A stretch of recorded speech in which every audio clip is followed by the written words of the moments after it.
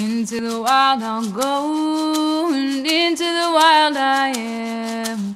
It's been a while, freedom child, since I left my roots back home. Into the wild I'll go, and into the wild I am. It's been a while, freedom child, since I left my roots back home. Welcome to the Freebirth Society podcast. This is a radical space for women who are ready to celebrate their autonomous choices in birth, motherhood, and beyond. Together, we'll learn about wild birth through personal narrative, we'll explore the politics of birth, and we'll analyze everything that relates to our lives as women from a feminist perspective. Here's your host, Emily Saldea. It's been a while, freedom child, since I left my roots back home. We have a really inspiring episode today as I welcome Zainab from Saudi Arabia, now living in Michigan. Zainab is a brilliant maiden who has blazed a path of autonomy, teaching Fertility Awareness Method and body literacy to Arab women in her mother tongue of Arabic. Zainab grew up without proper initiation into her first bleed and didn't even have a word to use for her own vagina. She experienced intergenerational shame passed down from her mother and her culture at large. Her journey towards awakening began when she discovered FAM, Fertility Awareness Method, along with a deep calling to share this knowledge with her sisters, particularly those in her home country, where she found women hungry to tune into their bodies and claim their freedom. Zainab came to Matriarch Rising Festival and experienced it as a massive turning point in her life of what is possible when women gather in their power. She witnessed the deep centering of mothers, the normalization of freebirth and embodied womanhood, and of course, the pure and delicious magic that comes with women gathering in this way. She took these lessons home with her, forever changed. This year, Zainab will be returning to MRF, and we are hyped to have her offering her workshop in the Red Tent, the Cycle Wisdom Map, an important exploration of body literacy through the lens of the natural cycles around us. Come and experience the uplevel that she did. Go to matriarchrisingfestival.com to get your ticket today. Join us, sisters. It will be the highlight of your year, and it may just change your life. Okay, enjoy the episode.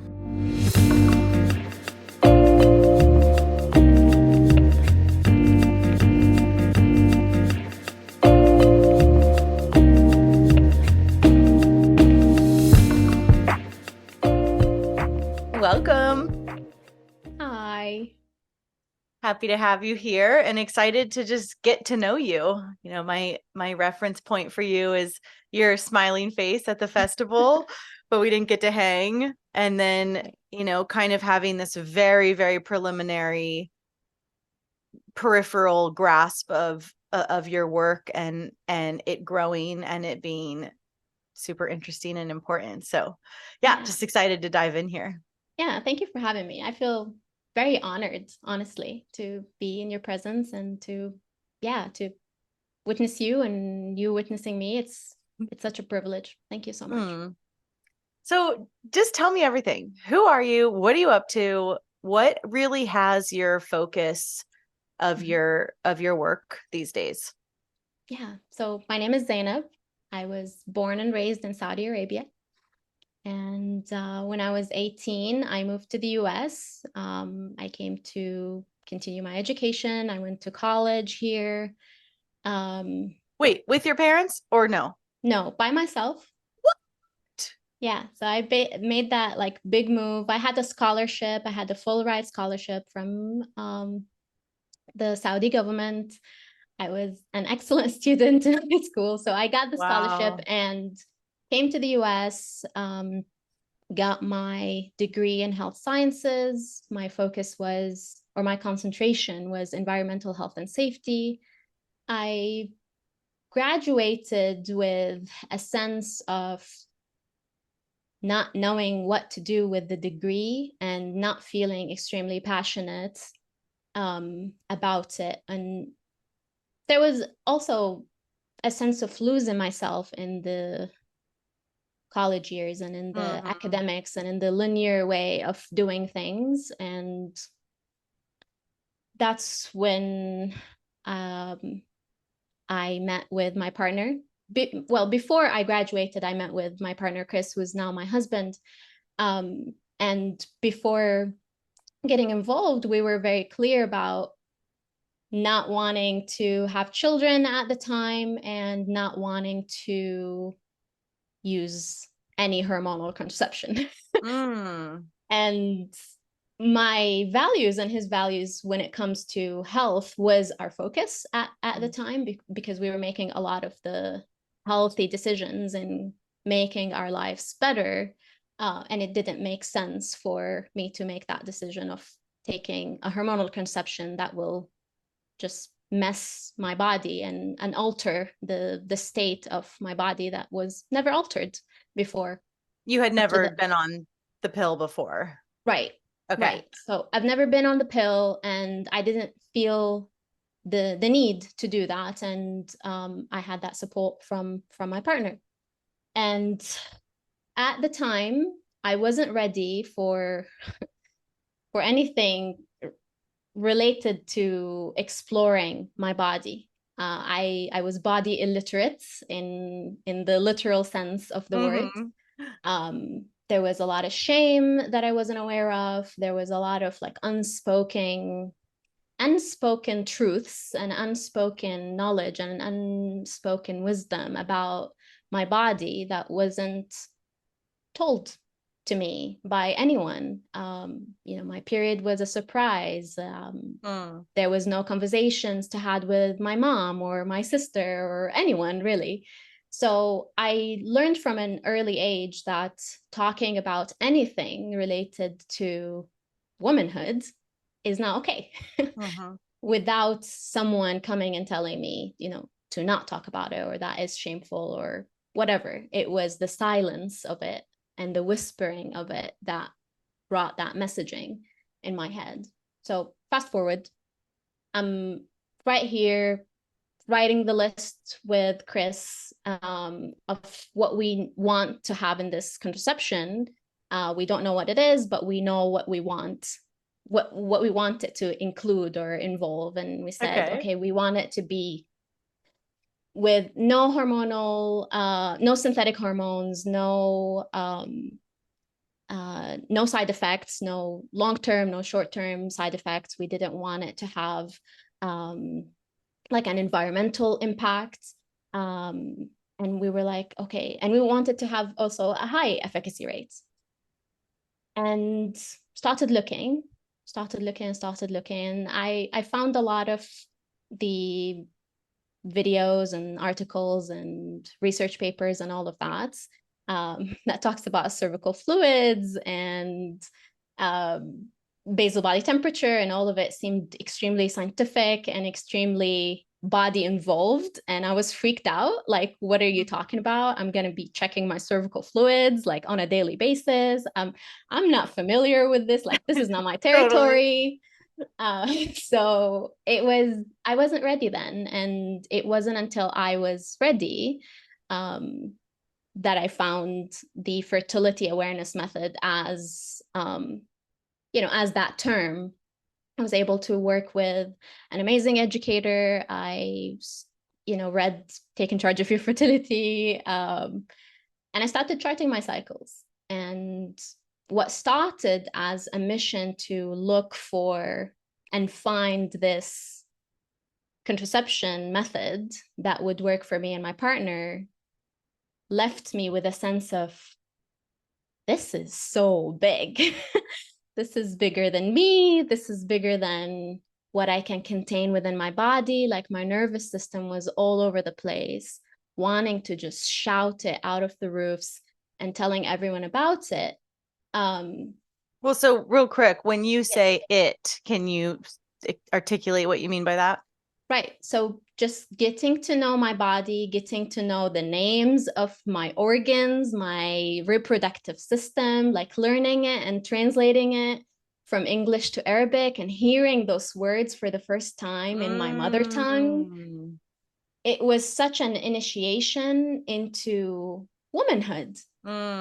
It was like the initiation that I've never had. I was starting to explore my body in a non-sexual way, in an actual, like in a humane way, in a way that anyone can relate to and anyone deserve to have.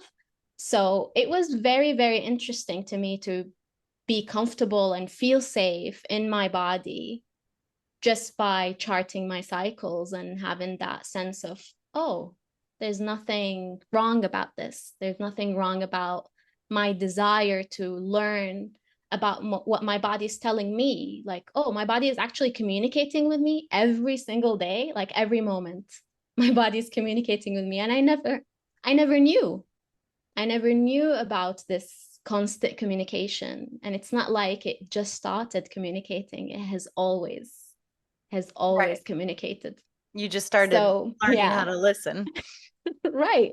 It's like learning a new language. And I remember at that time, which was in 2018, that this is not a long time ago. So I remember feeling a similar sense of Zainab, the child who was like 6 or 7 years old, going to this private school and learning English, which was this new language, and how excited she was for this like new adventure that she's getting into.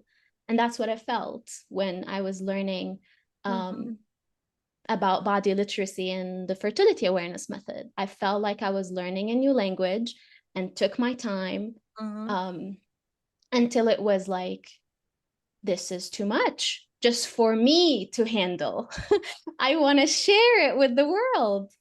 And at the time, many people were telling me, well, great, I understand, how passionate you are and how exciting this is, but can you, as an advice, how about you create your content and your courses and the company as a whole in English? Because the Arab world is not ready. Like, you will be attacked, and you will be you'll be attacked any which way. Don't worry. And I was like, but it's your language, it's your people, come on. Yes. Yeah. And I was thinking, well, I'm ready. I'm an Arab woman. If I'm ready and I'm an Arab woman, there would be other Arab women who are ready. Maybe they're not outspoken about it. Maybe they're not talking about it in public. But if I'm ready, other women are ready. I'm gonna just do it. So I did. So I started Niswa at the time, like it was not long after I graduated. So I started Niswa, which is the name of my company. And it has grown amazingly from the time it launched until now. I can't describe to you the amount of support that I have gotten. And there was little criticism that everyone was like warning me from. And women were ready, and they were so excited. And yeah, I started teaching the Fertility Awareness Method, and not long after, started realizing that there are lots of patterns that are just reoccurring within the different clients and the different groups that I've been meeting with. And the overarching theme was shame, right? Shame surrounding our bodies and around sexuality and around just being, right? Feeling safe within our bodies, just us, like without needing to have a husband. And that's when I would say a lot of the women that I've worked with would feel like more at ease once they get married or once they have someone to share their bodies with. But when they're on their own, there is a sense of like, maybe this is not mine. And I can't give myself permission to explore it and learn about it and read its signs. So that kind of was like a natural progression of where we started and where we were heading. So yeah, that's, I would say I would stop now. I'll hear what you have I to love say. it. So that was, you started this in 2018, 19? Yeah, so the Niswa So like was started in 6 years. 19, yes. And so what does your life look like now with the work? Are you primarily coaching, or what do you do? Right. So I teach the Fertility Awareness Method, and I work as a group. So I teach a group of women the Fertility Awareness Method, and then I meet one-on-one with them. So we do the follow-up sessions in the learning phase. So they have the one-on-one coaching and one-on-one education with me as well. I also branched into doing multiple master classes in the ideas of coming back into the body, with releasing the ideas of shame and understanding where it actually is coming from and dissecting it, doing the yoni gazing and other practices, embodiment practices, where women can have a hands-on experience with their bodies, again, in a very humane way. I'm also a cycle coach. I recently graduated, and I'm very passionate about this cyclical living and that remembrance of our cyclical nature. So I also created a course. It's an evergreen course, so anyone can take it whenever they feel like it, on the inner seasons and how to care for ourselves and how those ebbs and flows change within our bodies.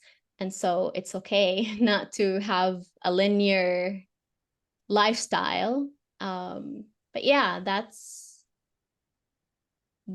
in a nutshell what Niswa was offering right now. I host women's circles, which I have an interesting story about the women's circles that I started this year in February, and it linked to Matriarch Rising Festival. So right. Have you been back to Saudi Arabia since you've started all of this? Right. Yes, I did. It was during COVID. So I did, in early 2020. I went back to visit my family. It was the first time for me and Chris to go visit together. It was his first time in Saudi Arabia. And I went to also attend my best friend's wedding, and it was amazing. And our plan was, we're going to stay for 2 months and come back to the US. But all of the COVID things happened and lockdown happened, and we were there for 15 months before we were able to come back. What? Yeah, 15 months. I know. Oh my gosh. Yeah. So 2 months turned into 15. Wait, forgive my ignorance, but why did the US just say no? No, it was because I was a Saudi citizen, I couldn't leave the country. I couldn't leave Saudi Arabia. But Chris stayed with you. Of course, yes. Okay. And like, okay, this is like maybe not very interesting, but like you were like renting a home and you had to like pay rent on we it? were Like, yeah, we were staying with my family. So but I mean like back home, like in where you live in the US. Right. We have Did you our have own pets? home. Yes, we did. We had God. pets. Right. Yeah. It's a bit of also a sad story, because we had 2 cats and they were staying at my in-laws, and one of them actually passed when we were in Saudi Arabia, which was, a very traumatic experience for both of us, to be away while that happened. So yeah, we had pets. That is crazy. Yes. Wow. Okay. Well, talk about giving Chris a crash course in your culture. Like, and you live here now. Oh my God. Yes. Yeah. And did he work remotely? Was he able to make money while he was like stuck over there? Yeah, he does a lot of investments, so he was able to do a lot of his work from wherever. So That's we were wild. good. Yeah. Oh my gosh. Okay. And so what's your MRF story before I ask you my next Yes. question? Oh, absolutely. So in February of this year, I started a virtual women's circle, which all my work is virtual. All of my work is online, given where I live and where my clients live. Mm-hmm.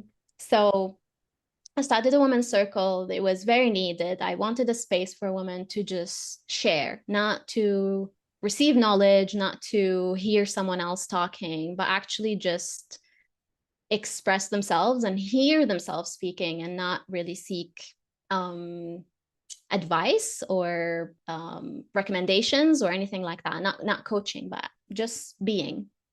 So that was the intention behind the circles, and I started it with just wanting to share the community that I dream about and what I really crave and what I wanted for myself.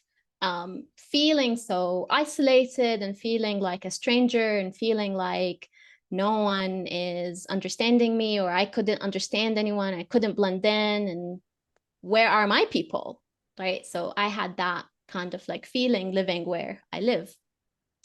And Which I is gave where? I a, guess we haven't said that. Where do I you live in live? Michigan. I live in Yeah, Michigan right not now. quite, not quite the Yeah. same.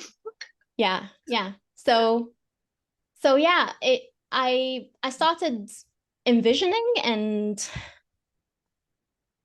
I started envisioning and sharing the vision of this community that I and life that I crave. Um and I kid you not,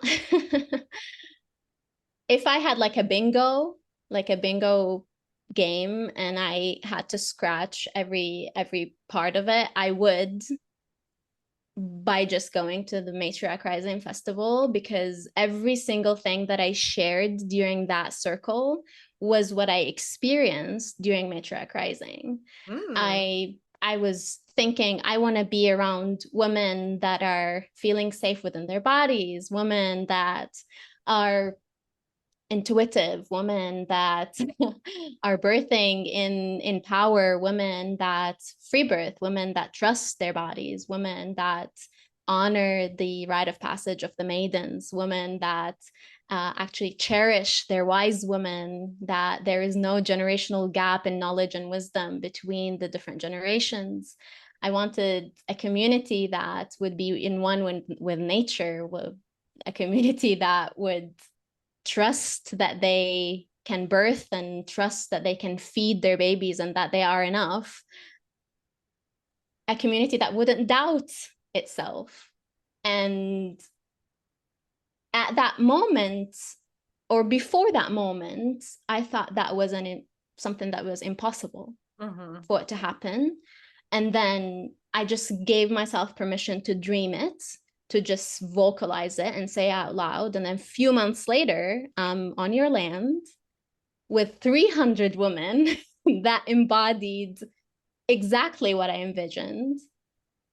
And it was 5 days of a dream that they were an expansion for me of realizing what was impossible now is possible for 5 days.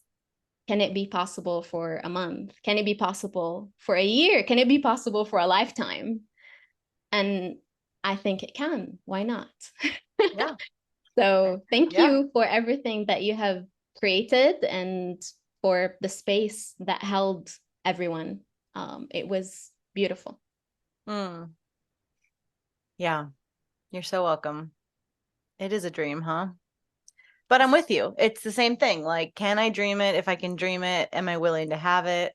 And I've been thinking a lot about that lately, that when you give yourself the space and the permission to dream and have a vision,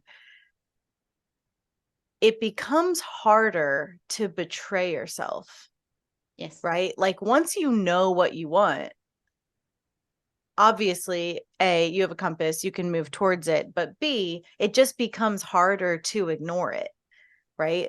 And that's I think one of the distinctions of women who really like claim their lives and are embodied and live in a powerful way. It doesn't have to be like necessarily like this huge leadership way, but if you know what you want, because most people don't even know what they want. Most of the time when I ask a woman, what do you know, what's your dream birth? She'll say to not have a C-section. It's like, no, no, no, no, no, no, no, no, no, no, no. We've got so much more dreaming to do. You know, it's not just not to have it be surgery. Damn, let's go way, way, way, way, way bigger. Yes. Yeah. And then I guess I'm saying all of that because yes, I'm so with you. And the festival is intended to be this like touch point of what's possible, right? Which it is. Yes. So that anyone who feels the way you do can go out and bring that magic that lives within all of us, but it just, you know, we need these like concentrated little women's summer camps. Yes. To jazz us up for the year. Yeah. I love it. And at the end of this month, I'm meeting with, I don't know, maybe 11 women in Michigan who are like-minded, who Riley, my friend, who I, drove to the festival with. And did you find her through the membership? I found her through the WhatsApp group for the carpooling. Oh, cute. Okay. I know. Adorable. I know. It was just, yeah, it was amazing. And it was one of those also friendships, relationships that had come into my life so effortlessly. And it wouldn't have happened if it wasn't for the Matriarch Rising Festival. So yeah, I really enjoy this friendship and how expansive it is. And for me to witness Riley shine, I saw her before and after the Matriarch Rising, and she's a different woman. Amazing. Yeah. So I'm very proud of her. What were you saying about the group of women in Michigan? We're meeting at the end of this month. Riley has organized like a gathering, and we're going to be meeting together. The ones with the kids are going to bring their kids, and we have 2 women that are pregnant. So we're just going to get to know each other, and yeah, it will be amazing. You just start. Yes. Love it. So do you exclusively work with Arab women? Yeah, so I teach in Arabic, which I would say I've worked with Arabs and Kurdish women who speak Arabic. But yeah, that's the majority of the work that I'm doing. Yeah. And this is like a giant question, but I feel curious about your observations of how you see, like, what are you seeing change in the women that you're tracking? And, you know, there's so much in that culture and all cultures, but there's so much in that culture that, from the outside, I would not pretend to understand it, but from the outside seems like it goes completely against everything that you are offering. Yeah. And so like, what is that like?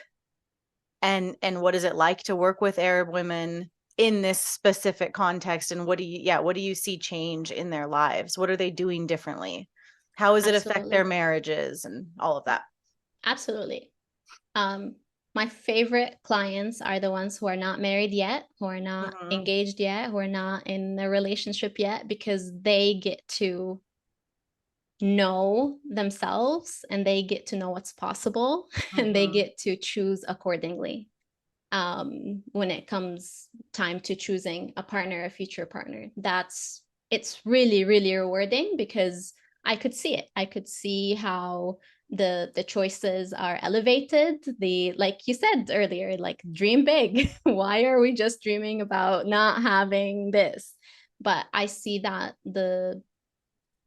the sky is really higher now with the women that are learning, whether it's fertility awareness or menstrual cycle awareness.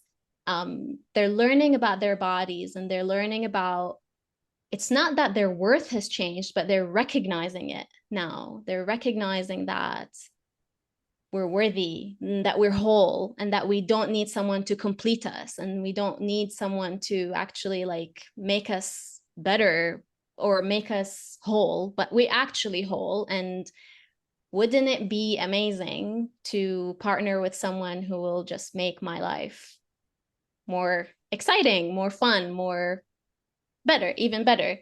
That I wouldn't lose anything by not having this person, but actually feeling centered and whole within my body. So that's something I'm noticing with the maidens, right? And even with the married couples, I've had amazing stories and amazing successes, especially with those married women who were on the pill for a very long time, who were on other hormonal contraception for a very long time. And now all of a sudden they are experiencing their bodies for what it is. They're experiencing the natural rhythms of their hormones. They're experiencing libido, for the first time in so many years. And they're given themselves that permission to experience it and explore it. And there is also a space for the men to participate. What's especially that like? When it comes to like fertility awareness. Like, it's not about just the woman, the man needs to be involved.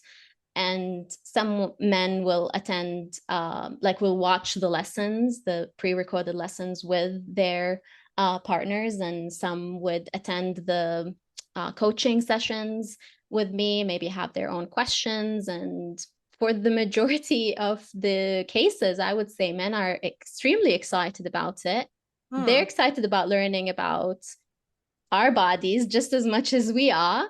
And yeah, it's been very positive experience so far, I would say. Okay, well, I love hearing that. One of my first virtual, a virtual birth client that was like for free birthing in the first year or so of the podcast was a Saudi Arabian woman who she lived in the Maldives or Maldives, however you say it.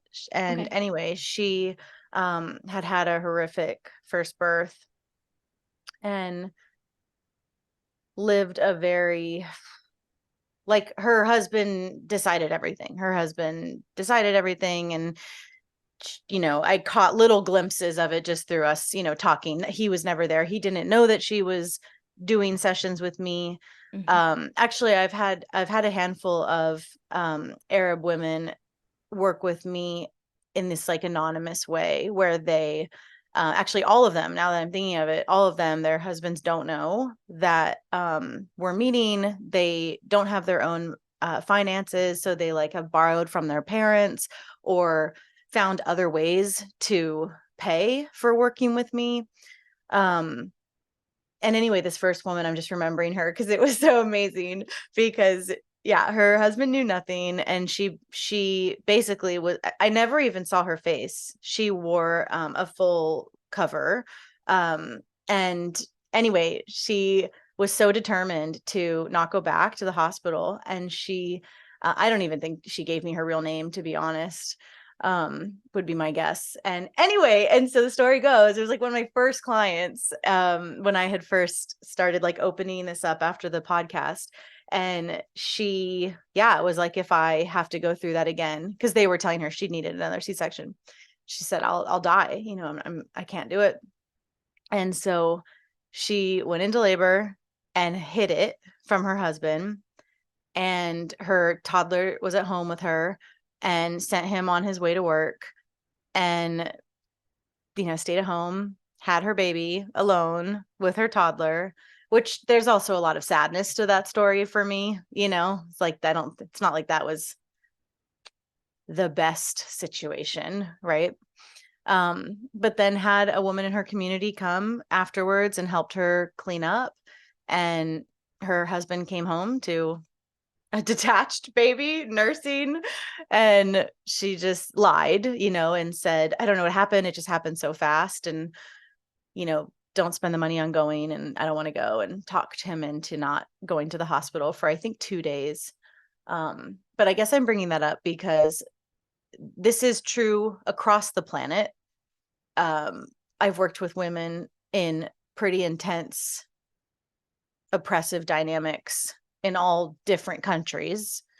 And I have found that all of the small collection of Arab women that I've worked with so far have been in like pretty significant ones, I guess you could say.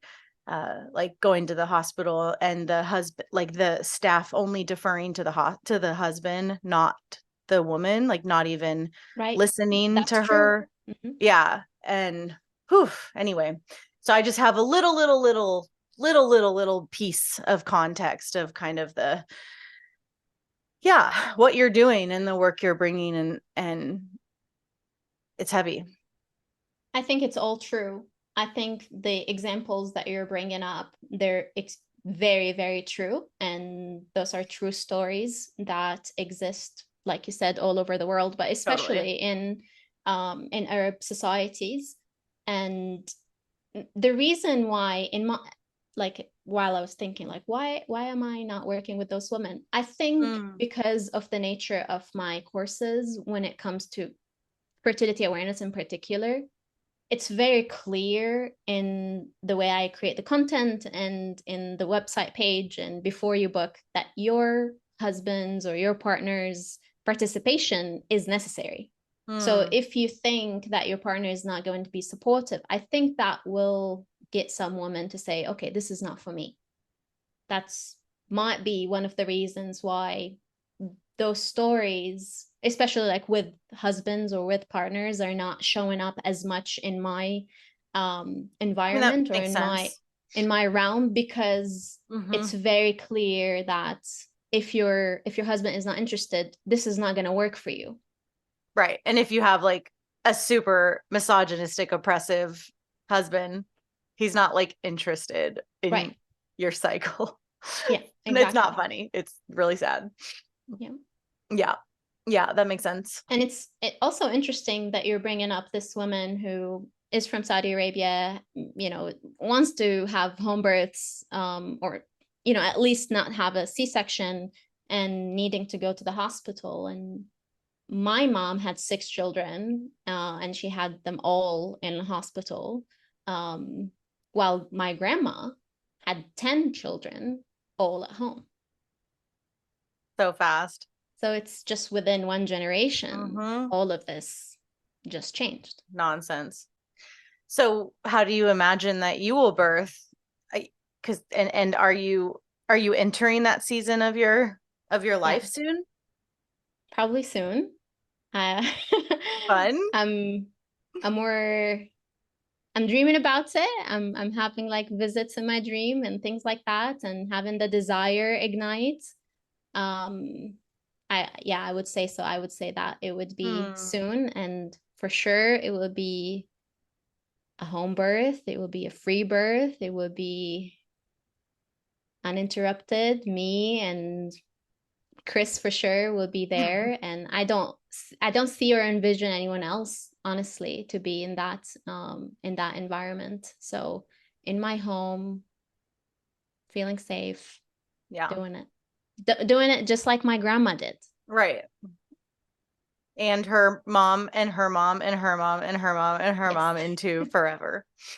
Absolutely. Our little amnesia, like our little blip in history, is so tiny in the grand scheme of things. And really, we all came from sovereign birthing women, right? Like, many times over. So, women walk around, being like, oh, I just don't know anyone. It's not in my lineage. And my mom, it's like, yeah, but zoom out. Yes, you do. Yeah. You really do. You're just going to repair that little glitch. Yeah, absolutely. So, what was the story? Was the story of your first blood? I was going to say significant, like all of our stories are significant regardless of how they go, but was it like a big pivotal thing for you? Like, how was the story of your first blood? How did it go? Yeah, I remember I was in school and I was 11 years old and none of my friends have started their periods. You were the first? So I was the first, and at that school year, I didn't have many friends, but just looking back at like my class, even my classmates at the time, I don't think any of them had started. Maybe one or two, but they were not close to me. But it was such a surprise to me. I never had any talks with my mom about it, so I wasn't prepared. I didn't know what it was, and like the health class about periods, we didn't take it yet. So I didn't know what it was. Wait, so you see blood in your underwear and you don't know what it is? Right. So I'm thinking this is a punishment. Like I've done something wrong. What's going on? Have I sinned? Like what's going on? So I feel shame. I internalize it. I feel shame and I don't tell anyone. And I didn't tell anyone, not my mom, not my older sister, no one. Not my but friends. I feel like if you have no idea what it is, maybe there'd be this innocent, like, did I get cut? You know, no, like where's the blood coming shame. from? Oh gosh. I think it has to do with where it was coming from, and totally. For me, like not to even have a name to refer to this part of my body, so it's extremely dehumanized, like part of me.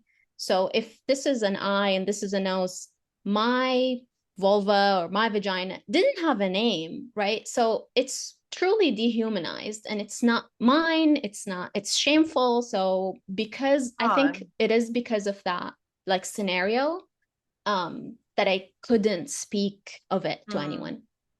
And of course I was caught, like my mom discovered it very soon after.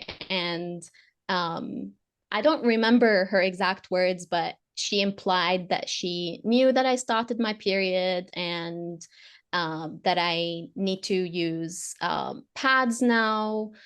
She showed me the pads where they were in the storage in the house, and she told me about like a ritual or a way of purifying after I'm done with my period. So it's like a washing ritual just with water, just like a shower, but in a specific sequence. It's an Islamic or religious way of kind of saying the period is ending, it's done, and now I'm entering a new season in my cycle. So her reaction and the things that she shared with me were religious in nature, and I think she thought probably that was her duty to say that, but nothing else. And I did feel also the shame in her voice because she was whispering to me all of that, not in her normal voice. And even now, just recalling it, I can feel the shame that she felt and maybe the shame that grandma felt. And it didn't start with my mom, is what I feel right now. Not. It didn't start with her. So yeah.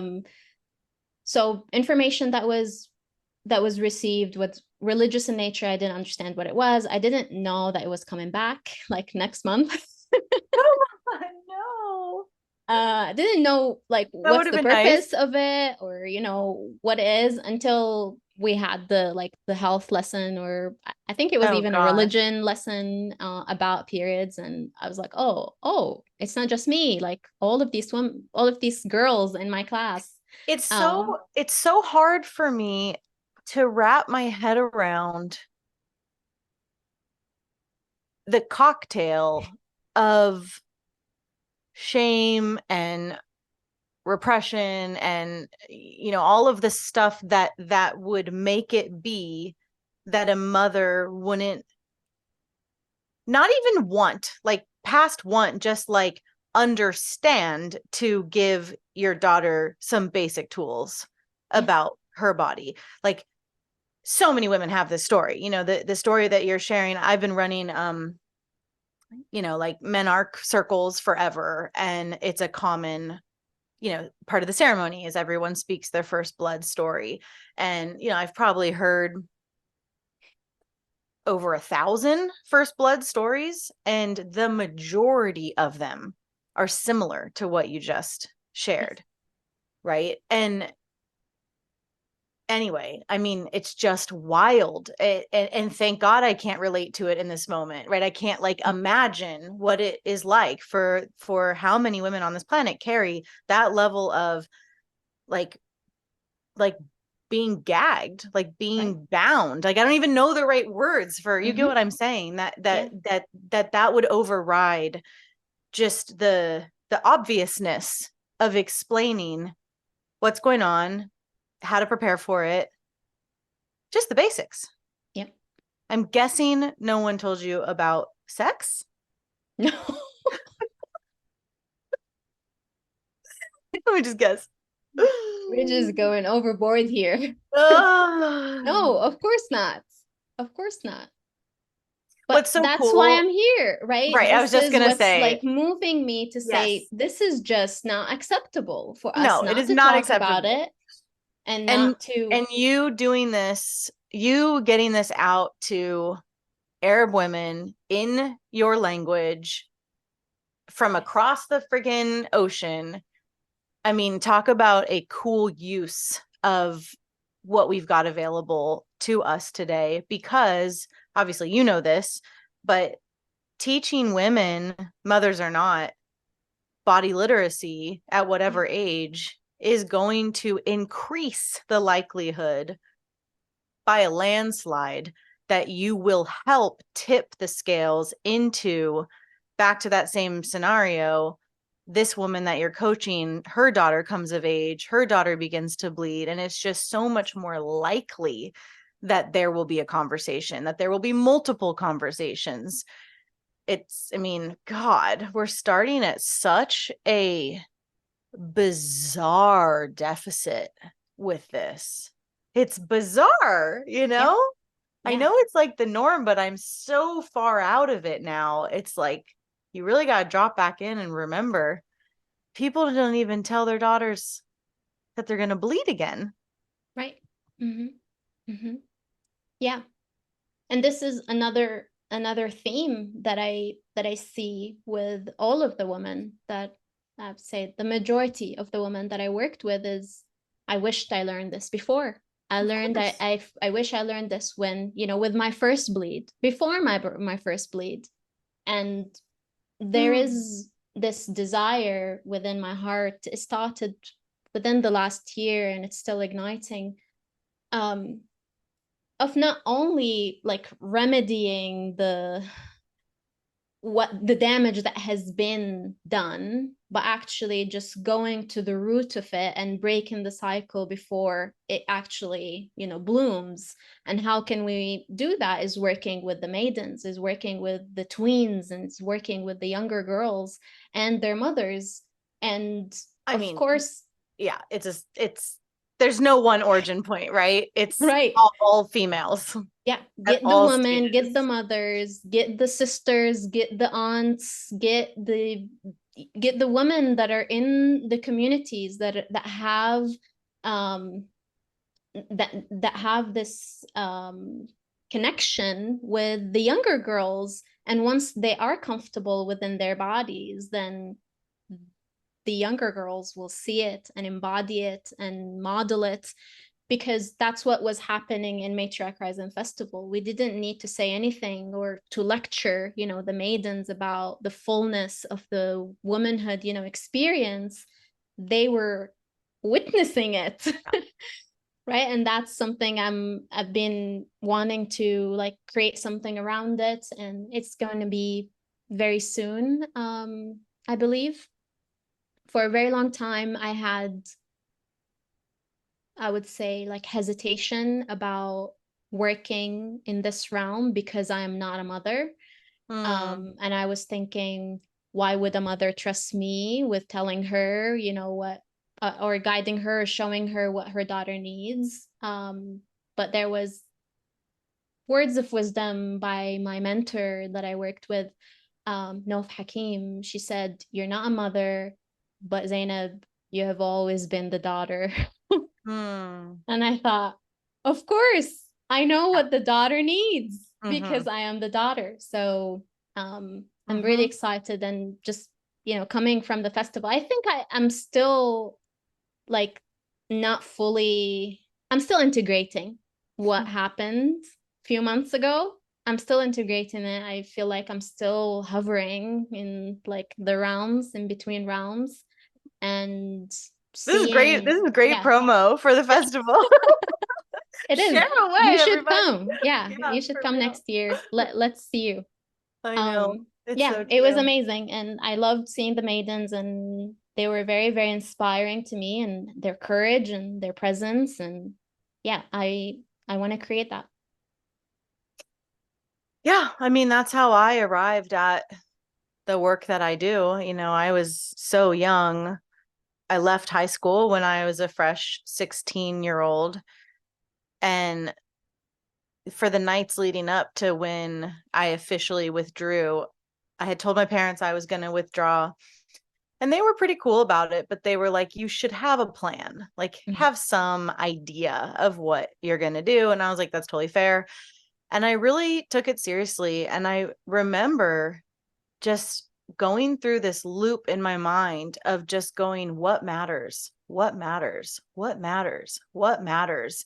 And kind of seeing what popped up, and there were a couple of things, and I would track them, and I would be like, okay, well, how does like a woman, a girl in my class had been raped, that I knew, I had become aware of it through our social group.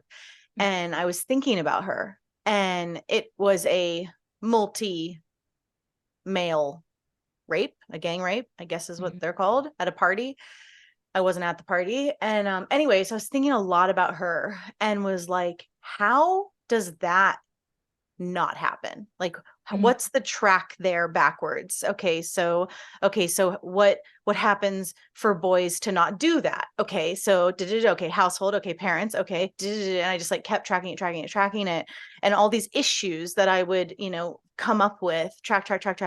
Okay, household, parents, infancy, mother, like everything comes back to mother, right? But it does happen on a continuum, and it's not only the mother, right? It's not really like that, but she's the eye of the world. I mean, she's the center whether we want to acknowledge it or not. And the harm of not acknowledging it is abundant, right? It's quite obvious. And so anyway, that's kind of how I arrived at birth being not the only point, but it's one of the biggest points in these rites of passage of the blood mysteries that we're talking about. And properly initiating women into motherhood is everything, and properly initiating girls into their blood is everything, and on it goes. Yeah. And it's just such potent work, and it has such big impact when women are devoted to it. It's like right there, like women are ready. Like you said, I'm not surprised at all that your page popped off, that your stuff is successful. Like, I'm not surprised at all, because women are hungry and they're fucking smart, like they're just, there's just all these fractures, and there are women like you, there are women like me who are like blazing through these fractures and just like carving it out. I wish I had better words to kind of describe it, but I've just seen that too with the freebirth stuff. Like, women are just so ready, and they just need the language, they need the stories, they need the sisterhood. And when that's all provided, they're just there. They're there for it. Yeah. It's kind of like we're remembering what was forgotten so fast within like one generation, all of it gone. So now it's just it's a remembrance of what always has been. Pretty wild. Yeah. My mom picked me up from school when I had my first blood. I was 14 though, so I was like waiting for it, Yeah. 11 is so little. Oh, that's such a big difference, 11 or 14, right? But anyway, she picked me up from school. I was excited and she was excited. And that was kind of it. Like she took me out to lunch. I got some clean underwear. I got some like new, cute, kind of like more sexy underwear than I was ever allowed to have, Yeah. And there was an air of celebration to it. Mm. But it wasn't like there was some workshop on it. Yeah. It's just such a Well, trip. that was beautiful. Yeah. For you to feel it, for you to feel that like appreciation, or you were waiting for it, and now there is the sense of arrival. Yeah, I'm it's glad you fun had to that dream experience. about. I mean, it's also it's just a normal aspect of my life and therefore my daughter's life, right? Yeah. Like it's not a big deal. It's not like I'm overly, shoving it down her throat, or like, it's just a normal, if you're embodied, all of this is just, it's a totally new consciousness. It's so, what's the right word? Kind of, yeah, like normal, like not extraordinary, right? It feels so like freebirth and all this stuff feels so insane because we're ripping through these new layers of consciousness. But when you just live in the consciousness, like what my children will know, it's like, it's not even that interesting. Yeah, it's just normal. Yeah, it is normal. Well, anything else you want to share before we wrap? I really enjoyed this a lot. So thank you so much. I would like to thank you. Yeah. Yeah, it's nice to get to know you. I knew you were special, but I didn't know anything about you. Thank you so much. I'm glad to know. And how can women find you to follow your work? You can find me on Instagram. It's Niswa.org, at Niswa.org, or on the website, www.niswa.org. That's mainly where you can find me. And yeah, I would love to have a chat. Maybe you won't understand the language, but you would be able to have a chat with me on a DM or email. Beautiful. All right. Thank you so much. You're welcome. You're welcome, Emily.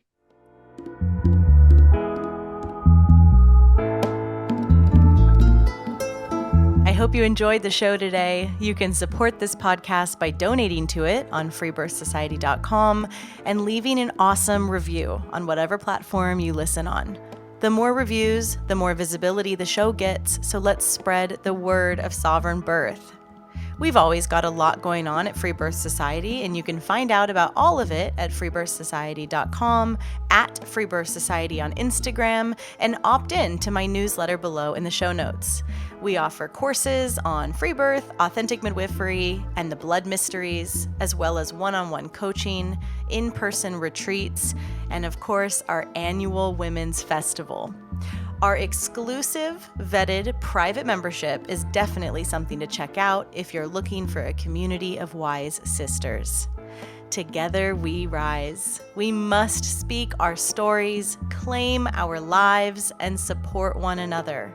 This is the living revolution, and I am so grateful to be in it with all of you. I'll leave you with our epic Free Birth Society theme song, Wild Woman by Aruba Red. I honor you for the wisdom you held, the ancient traditions of plant medicine and womb magic.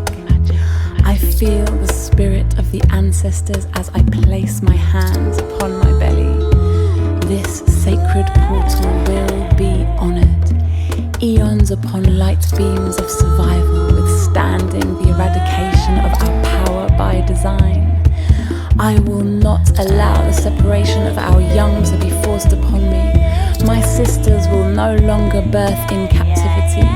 The picket line redefined from burning our wild women to paralyzing us and drugging our babes.